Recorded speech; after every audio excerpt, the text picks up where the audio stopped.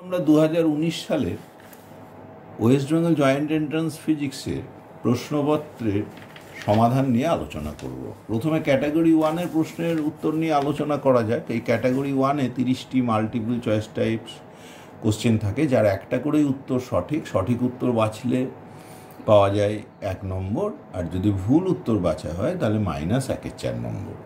তো এখানে প্রথম প্রশ্নে আসা যায়। প্রথম প্রশ্ন কি বলছে যে একটি আলোকরশ্মি একটি সমতল দর্পণে প্রতিফলিত হলো। E0, E এবং N যথাক্রমে আপতিত রশ্মি, প্রতিফলিত রশ্মি এবং প্রতিফলক তলের অভিলম্বের অভিমুখে একক ভেক্টর। তাহলে কে নিচের কোনটির দ্বারা প্রকাশ করা যায়? তাহলে দেখো, আমরা প্রথমে দেখে নেওয়ার চেষ্টা করি যে কিভাবে এটা করা যেতে পারে। প্রথমত ডট প্রোডাক্টের মাধ্যমে আমরা অ্যাপ্রোচ করব, কারণ দেখো প্রত্যেকটা যে অপশান আছে না, E0.n আছে প্রত্যেকটা অপশানের মধ্যে, আর সমান E0 আছে, তাহলে E-E0 থাকবে। তাহলে n দিয়ে ডট করে নিয়ে আমরা এগোই, E.n এবং E0.n এই ভেক্টর দুটো বের করে নেওয়ার চেষ্টা করি। দেখো প্রথমে E0 vector dot n vector করছি। দেখো E0 ভেক্টরটা ভেতরের দিকে আসছে, n বাইরের দিকে, তাহলে তাদের মধ্যে কোনটা কিন্তু এই আপতন কোণ যদি থিটা হয় সেটা কিন্তু নয়, বহিস্থ কোণটা নিতে হবে। বহিস্থ কোণটা মানে ভেক্টর দুটোর মধ্যে কোণ π-θ। তাহলে E0.n a.b করলে আমরা জানি হয় mod a mod b cos θ। তাহলে mod a হলো 1, E0 একক ভেক্টর, mod b অর্থাৎ n এর মানও 1, কিন্তু ওদের মধ্যে অ্যাঙ্গেল cos π-θ মানে -cos θ। তাহলে E0.n হলো -cos θ। তাহলে E.n কত হবে? E.n দুটো একক ভেক্টরের ডট প্রোডাক্ট, 1 × 1। দেখো n আর E দুটোই দূরে চলে যাচ্ছে একই বিন্দু থেকে, তাহলে ওদের মধ্যে অ্যাঙ্গেলটা কিন্তু থিটা। আপতন কোনো থিটা ধরেছি, প্রতিফলন কোনো থিটা ধরেছি, তাহলে cos θ হবে। এখন যদি আমরা E.n -E0.n করে দিই, অর্থাৎ যে দুটো এক্সপ্রেশন করলাম পরস্পর বিয়োগ যদি করে দিই, cos θ মাইনাস ও মাইনাস cos θ মানে 2 cos θ হয়ে গেল। দেখো তাহলে এখানে হয়ে গেল 2 cos θ। 2 cos θ আমাদের কিন্তু ডান পক্ষে সব E0.n দিয়ে আনতে হয়েছে, তাহলে -cos θ দিয়ে আনতে হয়েছে। তাহলে আমরা যদি এটা লিখে নিই এইরকম -2 × -cos θ, 2 cos θটাকে লিখলাম -2 × -cos θ, কারণ E0 দিয়ে n দিয়ে লিখতে হবে। তাহলে দেখো -2 × এটা থেকে গেল। এটা থেকে গেলে আমরা এটাকে কিভাবে বসাতে পারি? -2 × দেখো -cos θ মানে E0.n, E0 unit vector dot n vector. এইবারে তাহলে আমরা বাম পক্ষটা কি লিখতে পারি? E vector -E0 vector dot n।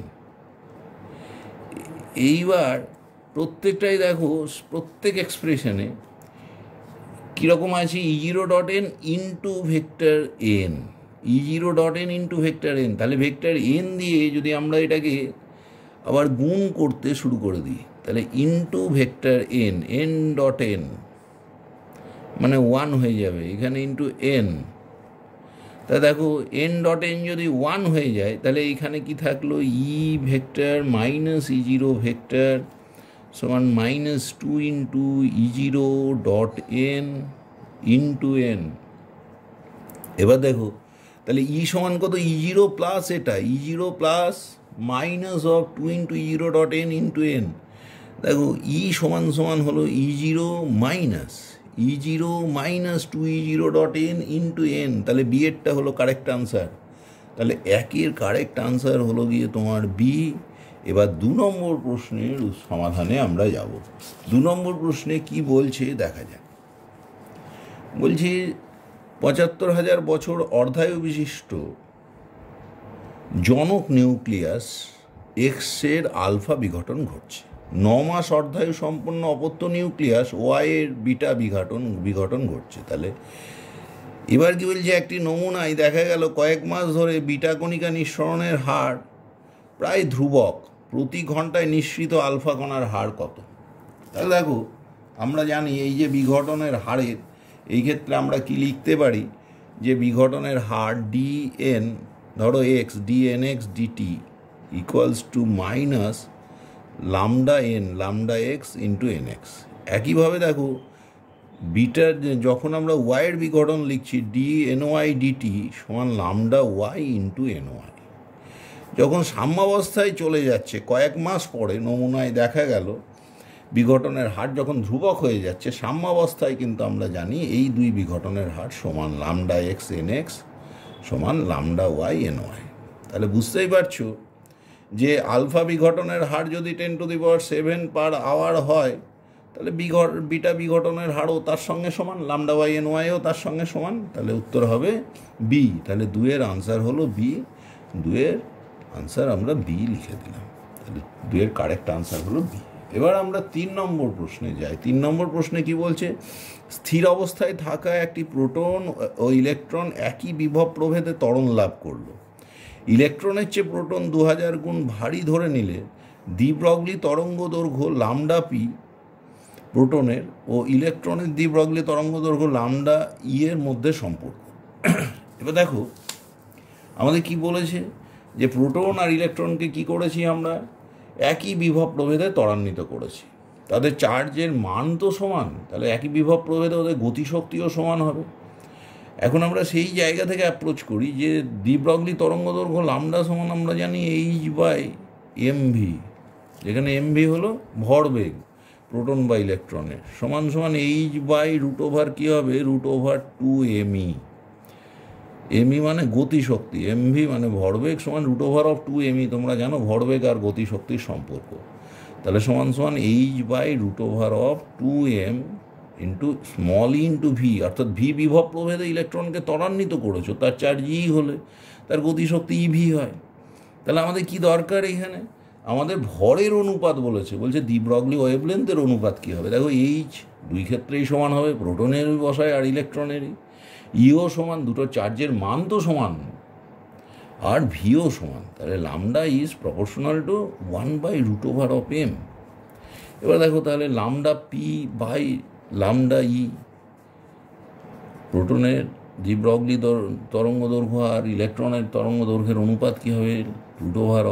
√me/mp। কিন্তু প্রোটন বলা হয়েছে প্রশ্নে কি ইলেকট্রনের 2000 গুণ ভারী, তাহলে 1/2000 এলো। তাহলে এখন বলছি λ p সমান λ e এর কীরকম গুণিতক? তাহলে λ p সমান সমান λ e/√2000। আচ্ছা, √2000 আমরা বলতে পারি 400 × 5, 400 রুট করলে 20 বেরোয়, তাহলে 20√5। তাহলে λ e/20√5। দেখো এইখানে ডি এর অপশানে সেটি রয়েছে, তাহলে 3-এর কারেক্ট অপশান হলো গিয়ে ডি। এইবার আমরা 4 নম্বর প্রশ্নের সমাধানে যাব। 4 নম্বর প্রশ্নের সমাধানে কি বলছে সেটা দেখা যায়। 4 নম্বর প্রশ্নে বলছে n-তম বোর কক্ষপথে ইলেকট্রনের কৌণিক বেগ নিচের কোণটির সঙ্গে সমানুপাতিক। ইলেকট্রনটা n-তম কক্ষে রয়েছে, তাহলে তার কৌণিক বেগ তুমি জানো যে কৌণিক বেগ আর রৈখিক বেগের মধ্যে সম্পর্ক যে ভি সমান সমান ওমেগা ইন্টু আর, তাহলে ওমেগা সমান v/r। এবার দেখো n-তম কক্ষপথে ইলেকট্রনের বেগ ভি সমান আমরা জানি বোর থিওরি অনুযায়ী c/137 ইন্টু z/n। আর n-তম কক্ষপথের ব্যাসার্ধ আর এন যদি বসায় সেটা হয় 0.53 ইন্টু n²/z। তাই দেখো ওমেগা সমান v/r করলে তার সঙ্গে এনের সম্পর্ক চেয়েছে। দেখো ভি এ এন আছে নিচে, আর r করলে আরেকটা n² নিচে এলো, তাহলে এটা প্রপোর্শনাল টু 1/n³। আমার তো আর অন্য কোনো কনস্ট্যান্ট নিয়ে কিছু চাইনি, প্রপোর্শনালই চেয়েছে সম্পর্কটা। বলছি কার সঙ্গে সমানুপাতিক? তাহলে 1/n³ সঙ্গে। তাহলে 4-এর কারেক্ট অপশান হলো আমাদের ডি। 4-এর কারেক্ট আনসার হলো গিয়ে ডি। এইবার আমরা 5 নম্বর প্রশ্নে যাব। 5 নম্বর প্রশ্নটি কি বলে সেটা দেখে নেওয়া যাক। 5 নম্বর প্রশ্নটি দেখো, এইখানে একটা সার্কিট দেখানো হয়েছে। বলছে প্রদত্ত বর্তনীতে 6 ভোল্ট জেনার ডায়োডে কত তড়িৎ প্রবাহ যাবে? 6 ভোল্ট জেনার ডায়োড মানে জেনার ডায়োডের ব্রেকডাউন ভোল্টেজ, জেনার ব্রেকডাউন ভোল্টেজের মান 6 ভোল্ট।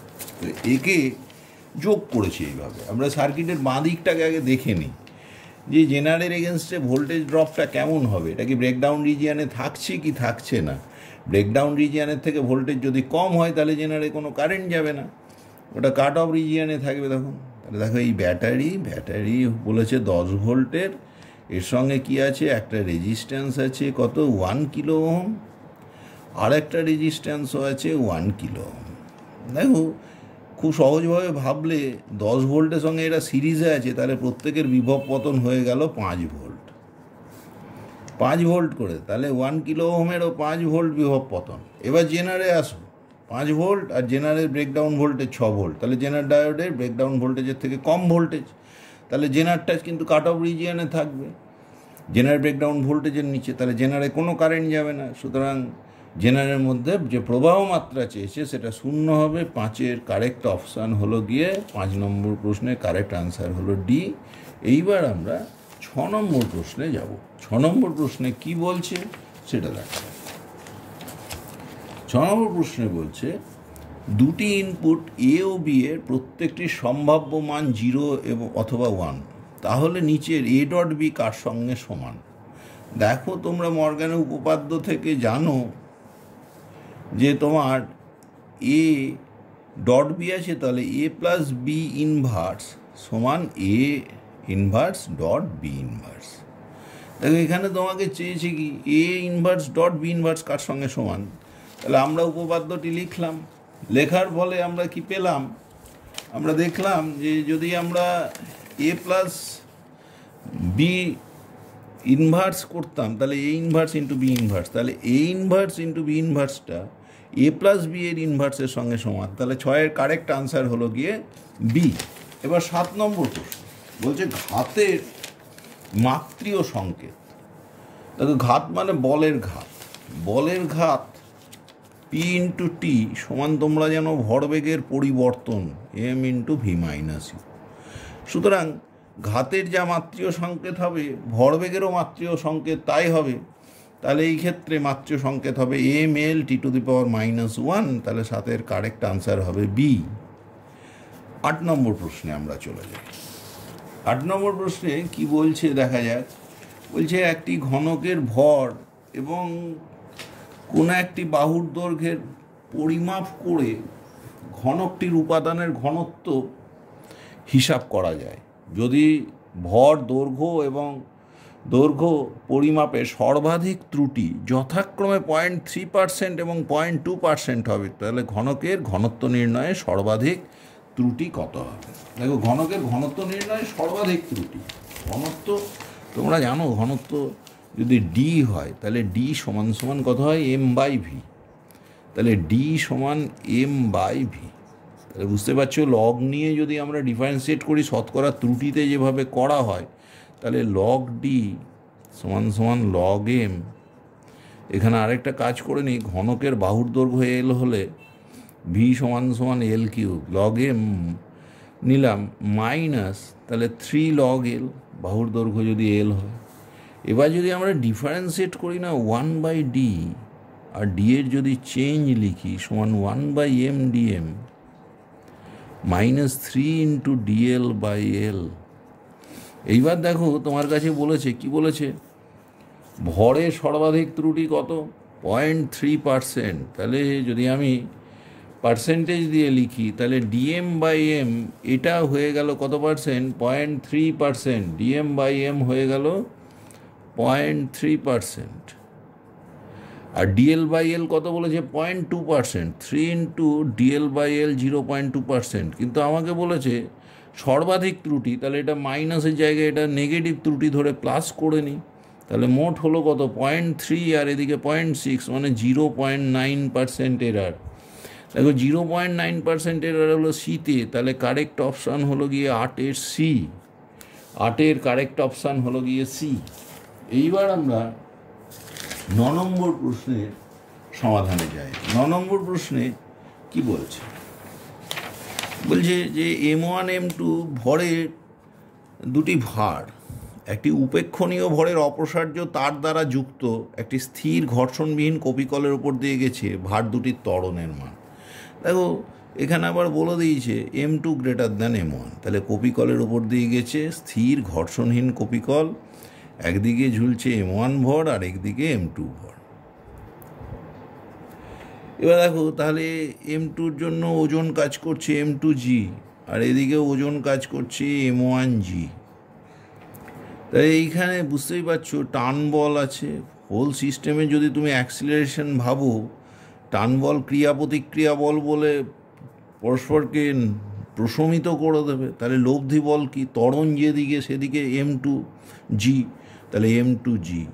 মোশন তাহলে সৃষ্টি হচ্ছে এখানে নিচের দিকে, তাহলে এই ভরটা ওপরে উঠছে, তাহলে m1g গতির বিরুদ্ধে। তাহলে লব্ধি বল m2g মাইনাস m1g বাই মোট ভর সিস্টেমের m1 প্লাস m2। তাহলে দেখো ত্বরণের এক্সপ্রেশন খুব সহজে চলে এলো। কত এলো? m2g minus m1g by m1 plus m2। দেখো এখানে আমাদের সেই অপশানটি আছে ডিতে, তাহলে 9-এর কারেক্ট অপশান হলো গিয়ে ডি। এইবার 10 নম্বর প্রশ্নের সমাধানে যাব। 10 নম্বর প্রশ্নের সমাধান কি বলছে?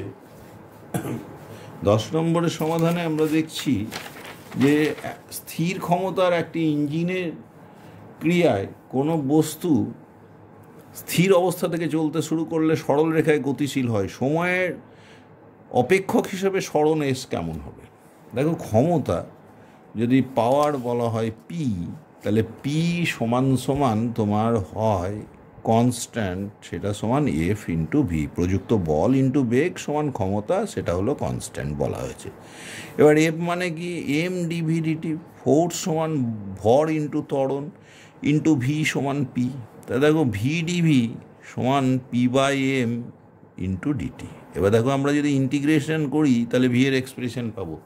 ইন্টিগ্রেশন ভি ডিভি মানে ভি স্কোয়ার বাই 2 সমান P by M into T.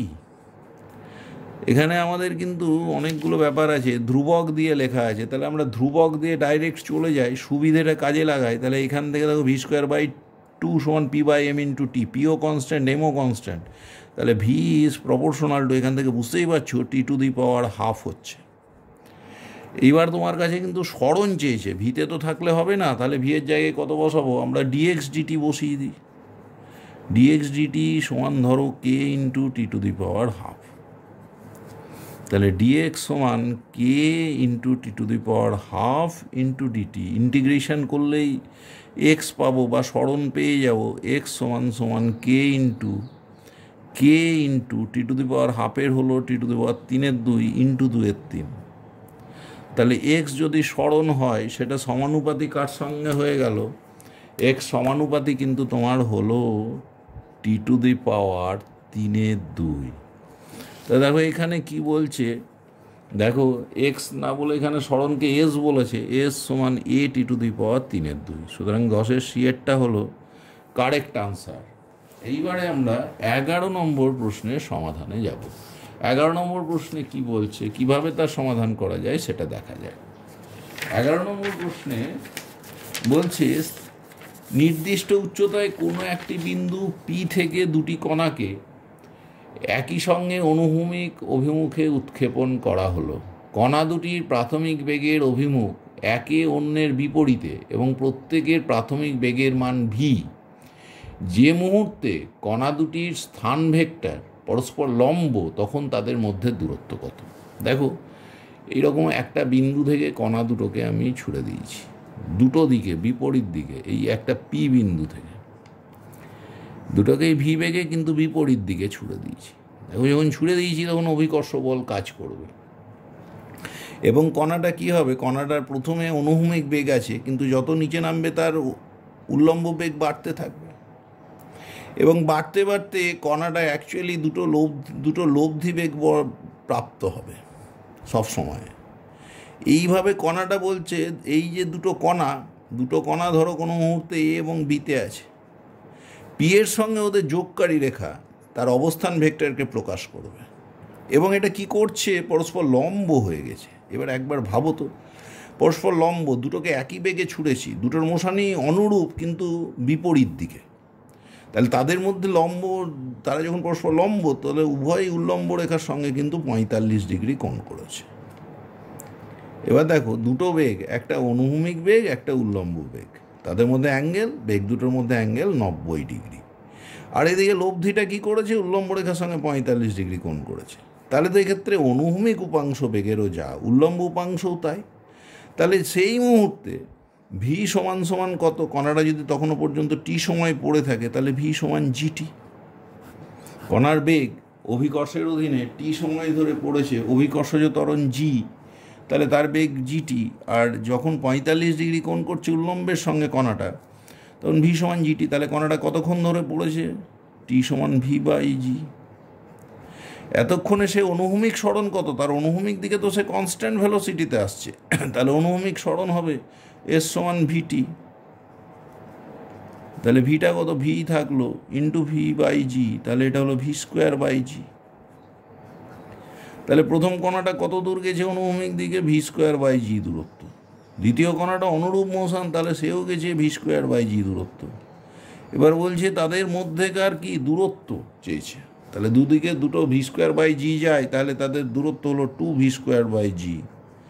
11 D হলো কারেক্ট অপশান, তাহলে 11-র কারেক্ট আনসার হলো ডি। এইবার আমরা 12 নম্বর প্রশ্নের সমাধানে যাব। 12 নম্বর প্রশ্নের সমাধান কি বলে সেটা দেখে নিই।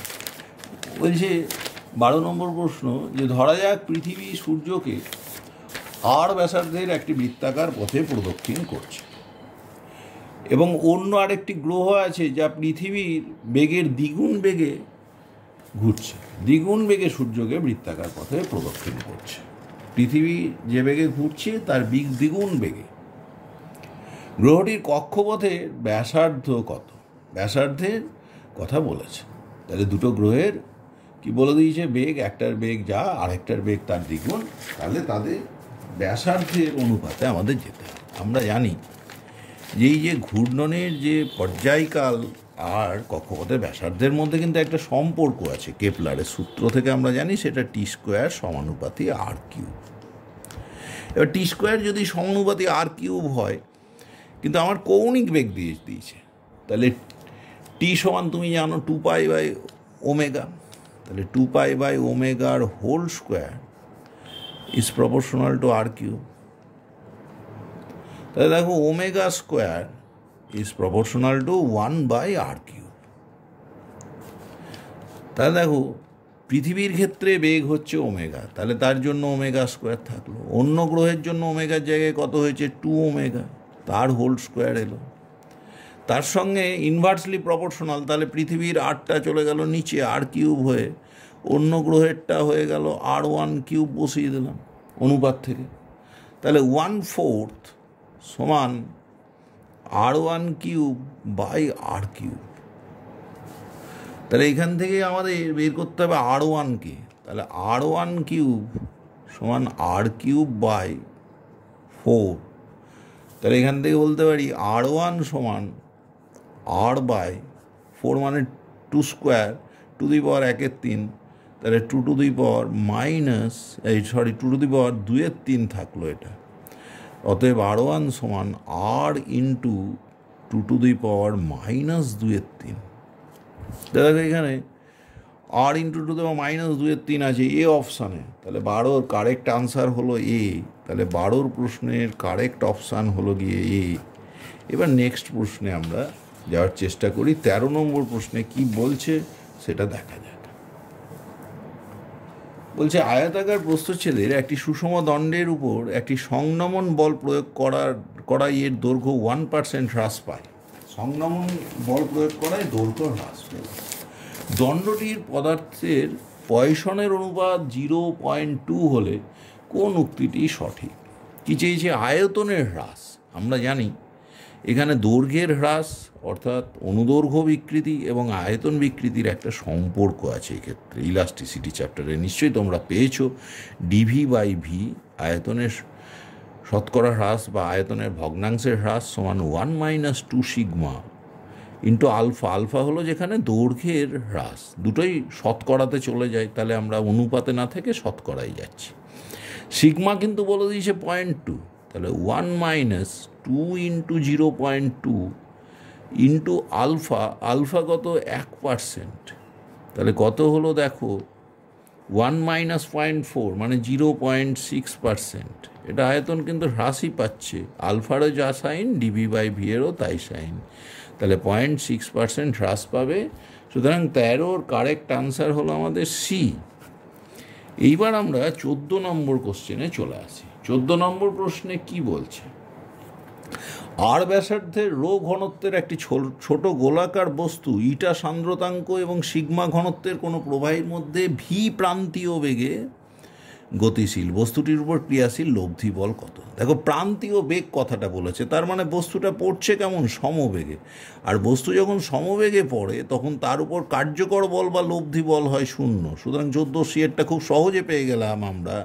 14C এর কারেক্ট আনসার হলো 0। এবার আমরা 15 নম্বর প্রশ্নটা দেখি। 15 নম্বর প্রশ্নে কি বলে? দুটি কৃষ্ণ বস্তু এ এবং বি এর পৃষ্ঠতলের ক্ষেত্রফল সমান, তাদেরকে 27 ডিগ্রি সেন্টিগ্রেড এবং 177 ডিগ্রি সেন্টিগ্রেড তাপমাত্রায় রাখা হলো। এ এবং বি থেকে প্রতি সেকেন্ডে যে তাপীয় শক্তি বিকিরিত হয় তাদের অনুপাত কত? দেখো, আমরা এখানে স্টেফানের সূত্র থেকে জানি যে তাপ বিকিরিত হয় সেটা কৃষ্ণ বস্তুর পরম উষ্ণতার চতুর্থ ঘাতের সঙ্গে সমানুপাতিক। অর্থাৎ বিকিরিত তাপ যদি ই হয়, তাহলে এখানে যে ই সমানুপাতিক হবে কি? T⁴, বা ই সমান সিগমা ইন্টু T⁴। সিগমা হলো স্টেফান কনস্ট্যান্ট। এবার একটা বস্তুর উষ্ণতা কত বলেছে? 27 ডিগ্রি সেন্টিগ্রেড, মানে কত? 300 কেলভিন। আরেকটার কত বলেছে? 177 ডিগ্রি সেন্টিগ্রেড, মানে 450 কেলভিন। তাই দেখো, দুটো বস্তুর তাপ বিকিরণের হার কীরকম হবে? E1/E2 কী হবে?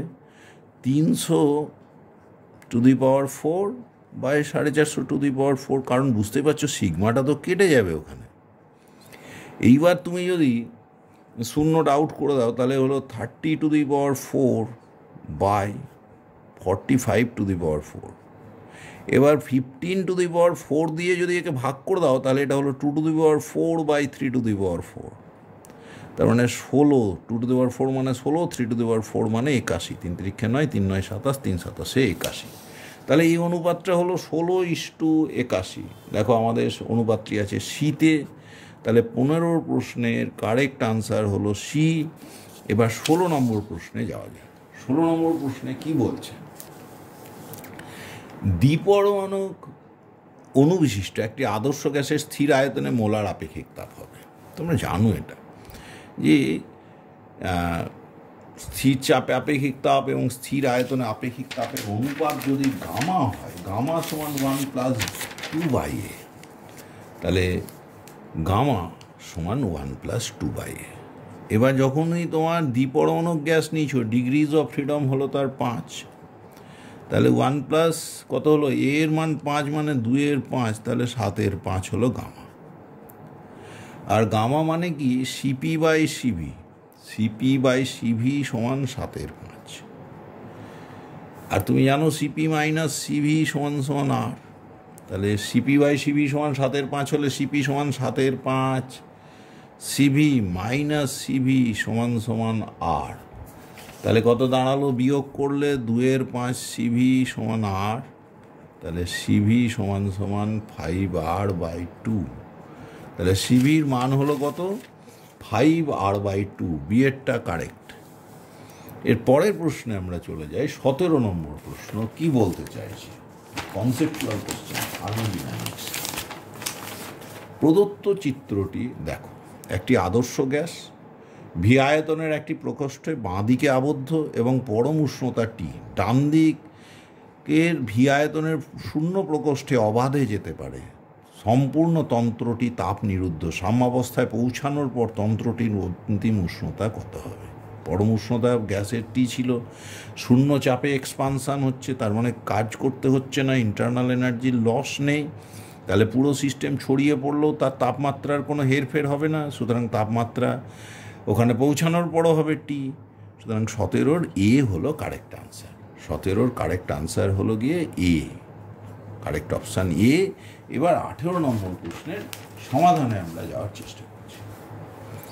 বলছি, প্রতিটি ধারক 20 মাইক্রোফ্যারাড এইরকম 5টি অভিন্ন ধারককে 150 ভোল্ট ব্যাটারির সঙ্গে চিত্র অনুযায়ী যুক্ত করা হলো। সঞ্চিত মোট আধানের পরিমাণ কত হবে? দেখো, মোট আধানের কথা আসছে মানে ইকুইভ্যালেন্ট ক্যাপাসিট্যান্স, এবং তোমরা বুঝতে পারছো এখানে যে এটা হুইটস্টন ব্রিজ কম্বিনেশন। আর কিউ এস। দেখো তোমরা জানো পি বাই কিউ সমান আর বাই এস হলে তখন এই যে কানেক্টিং আর্ম পি কিউ এবং আর এসের, একটু ভুল হলো, পি আর এটা কিউ এটা S, P Q R S, P R Q এর কানেক্টিং আর্ম আর কিউ আর এস এর কানেক্টিং আর্মে যে ক্যাপাসিটারটা যুক্ত তাতে কোনো চার্জ যাবে না। তা যদি না হয় তাহলে হুইটস্টোন ব্রিজ কম্বিনেশন এবং চারটে ধারকেরই ধারকত্ব যদি 20 মাইক্রোফ্যারাড হয় তাহলে তুল্য ধারকত্ব হয় 20 মাইক্রোফ্যারাড। তাহলে তুল্য ধারকত্ব হলো 20 মাইক্রোফ্যারাড।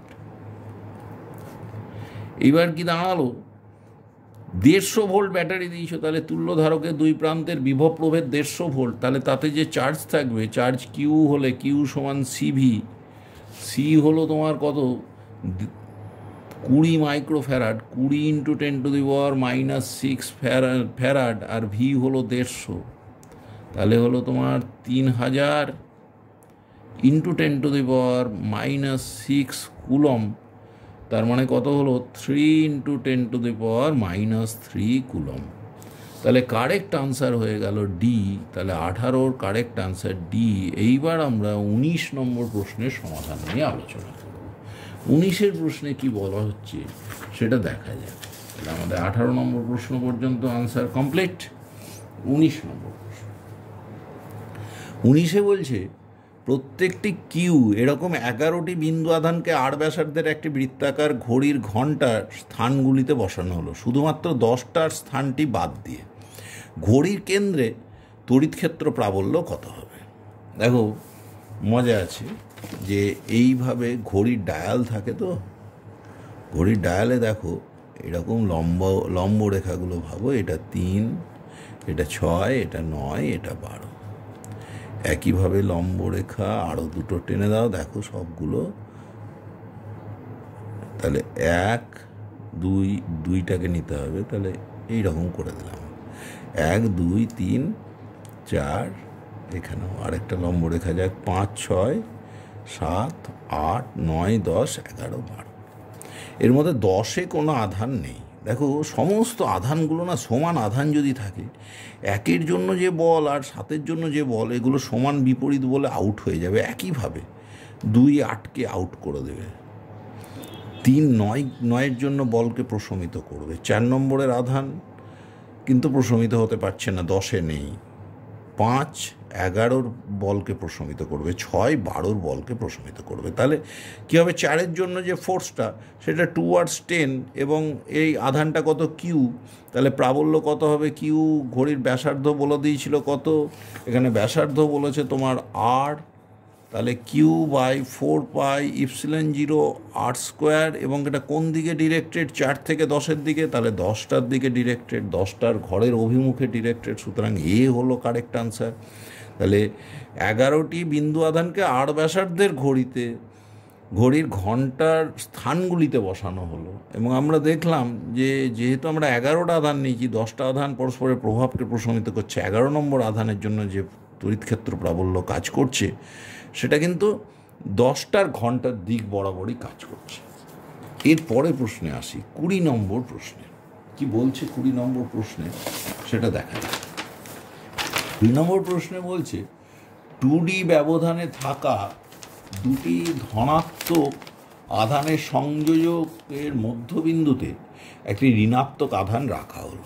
তাই দেখো কি বলছে, দুটো আধান আছে, সমমানের দুটি স্থির ধনাত্মক আধান, দুটো স্থির ধনাত্মক আধান কিউ, দুটোই সমমানের, ব্যবধান হলো 2D। এবার কি বলতে চাইছে, ঋণাত্মক আধান আছে, কোথায় বসানো হয়েছে, ঠিক মধ্যবিন্দুতে। ঋণাত্মক আধান ধরো একটা -q আধানকে আমরা ঠিক মধ্যবিন্দুতে বসিয়ে দিলাম।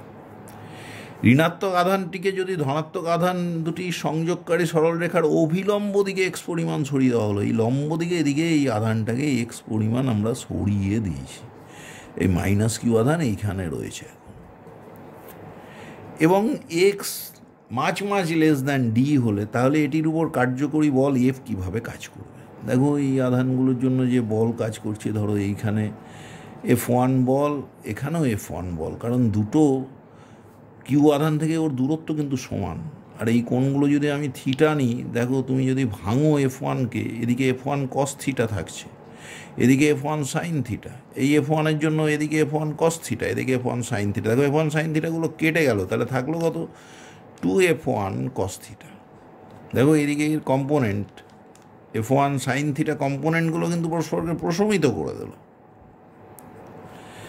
এবার এইদিকে আমি এক্স পরিমাণ সরিয়ে দিয়েছি, F1-এর মানটা কত হবে দেখো, 2 ইন্টু F1 মানে কিউ বাই দূরত্বের স্কোয়ার। দূরত্ব কত? এটা ডি, এটা এক্স। তাহলে এই দূরত্বটা, কোনাকুনিকার দূরত্বটা হলো কত? √Of D square plus x square. তাহলে ফোর্স যখন লিখছি কিউ বাই আর স্কোয়ার হয়, তার হোল স্কোয়ার হলো into cos theta. Cos theta কত? এটা এক্স, আর এইটা √of D square plus x square. তাহলে কত হবে? ইন্টু এক্স বাই √অফ কত হবে? D square plus x square. দেখো এবার বলেছে D is much greater than x. D যদি অনেক বড় হয়ে যায়, তাহলে এই যে লব্ধি বল যেটা এফ বলছে, এফ সমান দেখো তাহলে কত হলো? 2Q capital Q into small Q into X by, দেখো ডি স্কোয়ার প্লাস এক্স স্কোয়ারের রুট তার কিউব।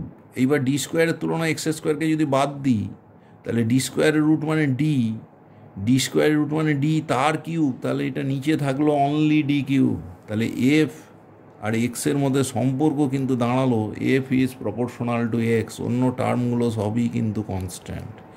তাহলে এফ আর এক্সের সম্পর্ক হলো F is proportional to x. 20-র কারেক্ট আনসার হলো এ। এবার 21 নম্বর প্রশ্নে আমরা আসার চেষ্টা করি। 21 নম্বর প্রশ্নে কি বলছে সেটা দেখা যায়। 21 নম্বর প্রশ্নে বলছে যে একটি সুষম চুম্বক ক্ষেত্রের লম্ব অভিমুখে গমনশীল একটি আহিত কণার বৃত্তাকার পথের ব্যাসার্ধে নিচের কোন রাশির সঙ্গে সমানুপাতিক? বৃত্তাকার পথের ব্যাসার্ধ কোন রাশির সঙ্গে সমানুপাতিক? তুমি জানো চুম্বক ক্ষেত্রে কণার উপরে যে বল কাজ করে, সেটা তুমি জানো যে লম্ব বল, সেটা বি প্রাবল্যের চুম্বক ক্ষেত্রে সমান mv²/r। সেটাই ঘোরার প্রয়োজনীয় অভিকেন্দ্র বল দেয়। তাহলে এখন দেখো 8 সমান কত? 8 সমান বলে দিচ্ছি আমরা, তাহলে mv/b। 8 সমান mv/b। এবার দেখো কি বলে যে সুষম চুম্বক ক্ষেত্র, তাহলে বি কনস্ট্যান্ট। লম্বভাবে আহিত কণারও চার্জ তো কনস্ট্যান্ট। তাহলে 8 সমানুপাতি কি দাঁড়িয়ে যাচ্ছে? 8 সমানুপাতি mv ভরবেগ। তাহলে 21-এরটা ডি হলো কারেক্ট অপশান। তাহলে বৃত্তাকার পথের ব্যাসার্ধ কণার ভরবেগের সঙ্গে সমানুপাতিক। নেক্সট প্রশ্নে চলে আসি। 22 নম্বর প্রশ্ন কি বলতে চাইছে? 22 নম্বর প্রশ্ন দেখা যায়। আই প্রবাহ মাত্রা তড়িৎ আর ব্যাসার্ধের বৃত্তাকার একটি সুষম তারের এক বিন্দু দিয়ে প্রবেশ করে ব্যাস বরাবর বিপরীত বিন্দু দিয়ে নির্গত হয়। দেখো একটা বৃত্তাকার তার রয়েছে, তার মধ্যে দিয়ে আই তড়িৎ এলো, এক বিন্দু দিয়ে প্রবেশ করে অন্য বিন্দু দিয়ে বেরিয়ে গেল, মানে তড়িৎ দুটো সেগমেন্টে ভাগ হয়ে গিয়ে এইখান দিয়ে বেরিয়ে গেল। তোমরা জানো এইসব ক্ষেত্রে যেখান দিয়েই বেরোক, ডায়ামেট্রিক্যালি অপোজিট বিন্দুই হোক আর নাই হোক, কেন্দ্রে চৌম্বক ক্ষেত্র প্রাবল্য কিন্তু শূন্য। কিউ আধান বাহিয়ে একটি কণা ভি বেগে বৃত্তাকার তারের অক্ষ বরাবর গতিশীল। এই তারের অক্ষ বরাবর, এই পেন যেটা দেখা যাচ্ছে, এই পেন বরাবর উপর থেকে নিচে গতিশীল। বৃত্তের কেন্দ্র অতিক্রম করার মুহূর্তে কণাটি যে চৌম্বক বল অনুভব করো। দেখো চৌম্বক বল মানে লোরেঞ্জ ফোর্স, তুমি জানো E/V×B হয়। কিন্তু তারে যে কারেন্ট এলো, আই কারেন্ট দুভাগে ভাগ হয়ে গেলে কেন্দ্রে কিন্তু চৌম্বক ক্ষেত্র প্রাবল্য শূন্য। তাহলে প্রাবল্য বি তো শূন্য, তাহলে এখানে ফোর্সও শূন্য। সুতরাং 22-এর ডি হলো গিয়ে তোমার কারেক্ট আনসার। এইবার আমরা 23 নম্বর প্রশ্নের সমাধানে যাব। তাহলে 22-এর ডি পর্যন্ত আমাদের হয়ে গেছে। 23 নম্বর প্রশ্নে আমাদের কি বলছে সেটা দেখে নেওয়ার চেষ্টা করি। একটি অসীম দৈর্ঘ্যের ঋজু তারের মধ্যে দিয়ে আই তড়িৎ প্রবাহ ধনাত্মক জেড অক্ষ বরাবর প্রবাহিত হচ্ছে এবং 5 মিটার দূরত্বে অবস্থিত অনুরূপ একটি সমান্তরাল তারের মধ্যে দিয়ে সমান প্রবাহ তড়িৎ ঋণাত্মক জেড অক্ষ বরাবর প্রবাহিত হচ্ছে। তাহলে প্রথমটা ধনাত্মক জেড অক্ষ বরাবর, পরেরটা ঋণাত্মক জেড অক্ষ বরাবর। তাহলে প্রথমটা ধরো এই তলটা হলো XY প্লেন, তাহলে প্রথমটা ঢুকে যাচ্ছে ভেতরের দিকে, ক্রস করে ভেতরের দিকে জেড অক্ষ। ঋণাত্মক জেড অক্ষ। আর দ্বিতীয়টা ক্রস করে বাইরের দিকে বেরিয়ে আসছে। এবার কি বলছে, তাদের দূরত্ব কিন্তু বলে দেওয়া হয়েছে 5 মিটার, দূরত্ব কিন্তু তোমার বলে দিয়েছে 5 মিটার। পি বিন্দু থেকে ওই যে প্রবাহিত হচ্ছে, পি বিন্দু থেকে যার লম্ব দূরত্ব প্রথম ও দ্বিতীয় তথ্যে 4 মিটার, পি বিন্দুতে এইবার বলছে যে জেড অক্ষ প্রবাহিত হচ্ছে 5 মিটার দূরত্বে অবস্থিত আরেকটি সমান্তরাল তারের সমান প্রবাহ মাত্রা, দুটো তারেই প্রবাহ মাত্রা ছিল আয়, দুটোই কিন্তু লম্ব, এই তলের উপরে লম্ব, একটা ভেতরের দিকে একটা বাইরের দিকে। তাহলে প্রথমটা ছিল ধনাত্মক জেড অক্ষ বরাবর যদি হয় তাহলে সেটা বাইরের দিকে, সেটা ডট দিয়ে বোঝালাম।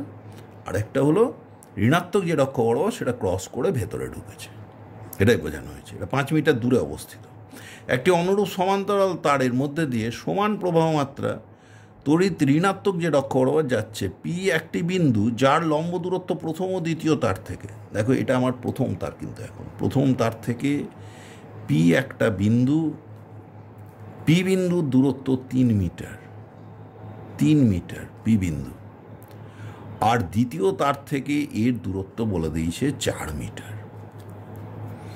এবার বলছে যে ওখানে যে চৌম্বক ক্ষেত্র উৎপন্ন হবে তার মান কত। দেখো এইখানেতে পি বিন্দুতে চৌম্বক ক্ষেত্র কিভাবে উৎপন্ন হচ্ছে, এই লম্ব তারে তড়িৎ প্রবাহের জন্য, এবং পি বিন্দুর যে চৌম্বক ক্ষেত্রের দিক হচ্ছে দুটো তারের, কিন্তু দেখো এটা 3 মিটার, এটা 4 মিটার, এটা 5 মিটার, তাহলে এই কোণটা 90 ডিগ্রি। এবং এই পি বিন্দুতে যে বল কাজ করছে সেই বলের দিকটা কেমন হবে, আইডিএল ক্রস আর হয় না এই তারের জন্য, তারের প্রবাহ এটা কোথায় লম্ব হবে বাইরের দিকে, ডিএল ক্রস আর এই তলের ওপরে, তাহলে ডিএল হলো বাইরের দিকে, এটা আর ডিএল ক্রস আর, তার মানে ক্লকওয়াইজ একটা মুভমেন্ট আমরা পাচ্ছি। ক্লকওয়াইজ মুভমেন্ট মানে তলের ওপরে লম্ব কিন্তু ভেতরের দিকে, তাহলে এই রকম এই বিন্দুর জন্য একটা ফোর্স কাজ করছে এই লম্বভাবে ভেতরের দিকে। আর দ্বিতীয়টার জন্য দেখো এই বিন্দুতে এইখানে যে তারটা আছে তারটাই যে ফোর্স কাজ করবে, এই যে পি বিন্দুতে কি বলছে, পি বিন্দু যার লম্ব দূরত্ব এত, তাহলে পি বিন্দুতে এখানে এই আয়ের জন্য যে বল কাজ করছে, এখানে লম্ব তারটা আইডিএল ক্রস আর, এটা কিন্তু যাচ্ছে কোন সেন্সে, দেখো এইখানে ডিএল ক্রস আর, এইখানে তারটা এইরকম, তারটা ভেতরের দিকে, তার থেকে ভেতরের দিক থেকে মানে এই সেন্সে যাচ্ছে, এটা ক্লকওয়াইজ। তাহলে এর ওপরে লম্বটা দেখো বাইরের দিক মানে এদিক হতো, তাহলে ভেতরের দিক মানে এই দিকে। তাহলে এই দুটো ফোর্স যেটা কাজ করছে দুটোর জন্য যে প্রাবল্য, সে দুটো কিন্তু ভেক্টরিক্যালি যোগ হবে, যাদের মধ্যে অ্যাঙ্গেলটা কিন্তু 90 ডিগ্রি। একটা তারের জন্য কতখানি, μ0/4π into 2I/r, infinite long wire তো, তাহলে এই ফোর্সগুলো কেমন হবে, সমান μ0I/2πr। প্রথম তারের জন্য তাহলে কত হলো, B1 সমান কত, μ0I/2π ইন্টু আর হলো একটা 3, আর এটা কত B2 সমান কত, μ0I/2π ইন্টু আর হলো গিয়ে 4 হয়ে গেল। তাহলে বি সমান কত হবে, লব্ধি প্রাবল্য √B1² প্লাস B2²। দেখো রুট করে বাইরে চলে আসছে, μ0I/2π এটা বাইরে চলে আসছে, √1/3² প্লাস 1/4² থাকছে, 1/9 প্লাস 1/16, তাহলে থাকলো কত, μ0I/2π 9 রুট হলো 3, 16 4, আর উপরে √25 মানে 5, তাহলে কত হলো 5/3 4 12, 12 × 24 পাই ইন্টু μ0 ইন্টু আই। তার মানে ফিল্ড দুটো পরস্পর লম্ব ফিল্ড হয়েছিল, কিন্তু 3D কনসেপ্ট থেকে আনতে হচ্ছে, সেই জন্য একটু এদিক ওদিক লাগছে তোমাদের হয়তো। দেখো কোন ফোর্সটা কোন দিকে, সেই অনুযায়ী এই যে ফোর্সের প্রশ্ন আসছে, এই যে আর ভেক্টরের সঙ্গে, আর লম্বটা তো এই যে তড়িৎ প্রবাহের দিক তো জেড অক্ষ বরাবর, তাহলে তারটার উপরে বল XY প্লেনেই কাজ করবে। এইবার এই XY প্লেনে ভেতরের দিকে বল কাজ করবে না বাইরের দিকে, আমরা ওই কর্কস্ক্রু নিয়ম দিয়েও কিন্তু ওটা ঠিক করে নিলাম। এবং ফোর্স দুটো পরস্পর লম্ব বলেই লব্ধি প্রাবল্য B সমান √(, কিন্তু হয়ে গেল B1² প্লাস B2² সুতরাং আমাদের 23-এর দেখো 5-24 দিয়ে আছে কিন্তু সি অপশানটি, এখানে নিচে আছে 5/24 পাই ইন্টু μ0i, তাহলে 23-এর কারেক্ট অপশান হলো তোমার সি। এইবার আমরা 24 নম্বর প্রশ্নের সমাধানে যাব। 24 নম্বর প্রশ্নে কি বলছে সেটা দেখা যাক। কোশ্চেন নাম্বার 24 বলছে একটি বর্গাকার পরিবাহী লুপকে একটি অসীম দৈর্ঘ্যের তড়িৎ পরিবাহী তারের কাছে এমনভাবে রাখা হলো যাতে ওটির একটি বাহু তারের সঙ্গে সমান্তরাল থাকে। যদি ঋজু তারের তো প্রবাহ মাত্রা হঠাৎ অর্ধেক হয়ে যায় তাহলে কোন উত্তরটি সঠিক। দেখো এই তারে কারেন্ট গেলে এই যে এখানে যে চৌম্বক ক্ষেত্রের সৃষ্টি হয় না, দেখো আইডিয়াল ক্রস আর আগের প্রশ্নেই যেটা বলছিলাম, সেই চৌম্বক ক্ষেত্রের দিকটা এখানে প্রবাহ তো দূরের দিকে, তাহলে ডিএলটা নিচ্ছে এই তারের ওপরে, তাহলে এটা দেখো ঘূর্ণন হচ্ছে ক্লকওয়াইজ, তাহলে চৌম্বক ক্ষেত্র তলের উপরে লম্ব ভেতরের দিকে। এই কারেন্টের জন্য চৌম্বক ক্ষেত্র ভেতরের দিকে। এইবারে কারেন্ট যদি কমে চৌম্বক ক্ষেত্র প্রাবল্য কমবে, তাহলে লেঞ্জের সূত্র কী বলে, আবিষ্ট তড়িৎচালক বল সেই কারণকে বাধা দেবে। তাহলে এখানে এমনভাবে তড়িৎ প্রবাহ হবে যেন চৌম্বক ক্ষেত্রের দিকটাও ভেতরের দিকে হয়, আর চৌম্বক ক্ষেত্রের দিক ভেতরের দিকে হতে গেলে তোমরা জানো সেই ক্ষেত্রে তড়িৎ প্রবাহের দিক হবে ক্লক ওয়াইজ সেন্সে, ঘড়ির কাঁটার দিক বরাবর। এইবার দেখো এখানে আবিষ্ট তড়িৎচালক বলের জন্য যে তড়িৎ প্রবাহ আর তারের প্রবাহ পরস্পর সমান্তরাল প্রবাহ, সমমুখী প্রবাহ আকর্ষণ করবে, তার ফলে লুপটা কী হবে, তারের দিকে সরে আসবে, তাহলে তারের দিকে অগ্রসর হবে। তাহলে 24-এর কারেক্ট আনসার হলো বি। 25 নম্বর প্রশ্ন। 25 নম্বর প্রশ্নে কি দেখা যাচ্ছে, দেখো এখানে কয়েকটা রোধ দেখা যাচ্ছে, এই যে পরপর রোধ বলছে আয়ের মান কত, এবং এই রোধগুলো সব কিন্তু গ্রাউন্ড করা আছে। দেখো গ্রাউন্ড করা মানে এই দুটো পয়েন্টের পোটেন্সিয়াল সেম, এই দুটো পয়েন্টের সেম, এই দুটো সেম, এটা সেম, সব সেম, তাহলে তুমি ক্লোজ করে সার্কিটটা মনে মনে কমপ্লিট করে নাও। দেখো 2R যোগ করলে প্যারালালে আর হয়, আর 2R হলো 2R, সেই 2R এই তুল্য 2R আর 2R আবার প্যারালালে দু প্রান্তে যুক্ত হয়ে যাবে, তাহলে আর কত শ্রেণীতে হয়ে গেছে 2R, সেই 2R আর এই 2R প্যারালালে, তাহলে আবার আর হলো 2R আর 2R রোধ প্যারালালে যোগ করলে তার সমতুল্য রোধ হয় 2R ইন্টু 2R বাই যোগফল মানে 4R মানে আর আবার 2R। তাহলে আলটিমেটলি আমরা যে বর্তনীটা পাচ্ছি সেখানে দেখো এই রকম দাঁড়ালো, কীরকম দাঁড়ালো, যে এই ভি থাকলো, এদিকে তুল্য করতে করতে একটা 2R এলো, এদিকে তুল্য করতে করতে একটা 2R এলো, তাই দেখো এখানে কারেন্ট কত, V/2R, তাই দেখো এইরকম দাঁড়ালো, এই যে এইখানে পর্যন্ত এই যে তুল্য জায়গাটায় V/2R কারেন্ট এসছে। এবার দেখো এই কারেন্টে এটা 2R আর এদিকে সব সমতুল্য ছিল 2R, তাহলে এদিকে একটা অংশ ঢুকলো, এদিকে বাকিটা গেল, তাহলে এখানে V/4R হবে। আবার এটুকুটা 2R আর বাদ বাকিটা সমতুল্য 2R, তাহলে এখানে আবার একটা অংশ ঢুকলো একটা বেরোলো, তাহলে তার অর্ধেক হলো, এখানে হয়েছিল V/4R, তাহলে এখানে হলো V/8R। আবারও এটা 2R এটা 2R দুভাগে ভাগ হয়ে যাবে, তাহলে এই যে প্রবাহ মাত্রা যেটা বলছি সেটা তারও অর্ধেক হবে V/16R। তাহলে 25-এর কারেক্ট আনসার হলো গিয়ে সি। এইবার 26 নম্বর প্রশ্নের সমাধানে আমরা আসি। 26 নম্বর প্রশ্নে কি বলছে, যখন চিত্রে প্রদর্শিত প্রতিমিত হুইটস্টোন ব্রিজের আর এর মান 5 ওহম থেকে 7 ওহম করা হয়, তখন প্রতিমিত অবস্থা বজায় রাখার জন্য এসের মান 3 ওহম বৃদ্ধি করতে হয়। এসের প্রাথমিক মান কত? ধরো এসের প্রাথমিক মান এসি ছিল, তাহলে আর এর মান 5 থেকে 7, তাহলে তুমি জানো P/Q সমান R/S সাম্যাবস্থার শর্ত। বলছে যে আর এর মান 5 থেকে বৃদ্ধি করে 7, তাহলে আর ছিল 5, এস ছিল এস। এবার আর এর মান কত করেছো, P/Q কিন্তু একই আছে, আর এর মান যখন 7 করলে এস এর মান 3 একক বৃদ্ধি করতে হলো, তাই দেখো এটাও P/Q এটাও P/Q, তাহলে এই দুটো সমান করে দিতে পারি যে 5/S সমান 7/S প্লাস 3, তাহলে কোনাকুনি গুণ করো 5S প্লাস 21 সমান 7S, একদিকে নিয়ে যাও 5Sকে, তাহলে 2S সমান 21, 2S সমান কত হলো 21, 3 দিয়ে গুণ হয়েছিল, আরেকবার দেখি আমাদের ভুল হচ্ছিল, 5S প্লাস 3 5 15 সমান 7S, তাহলে একদিকে নিয়ে এসো 5Sকে 2S, সমান 15, তাহলে এস সমান 15/2 মানে 7.5 ওহম। তাহলে কারেক্ট আনসার হলো 7.5 ওহম। তাহলে 26-এ কারেক্ট আনসার ডি। এবার আমরা 27 নম্বর প্রশ্নের সমাধানে চলে যাব। 27 নম্বর প্রশ্নের সমাধান কি বলছে সেটা দেখা যাক।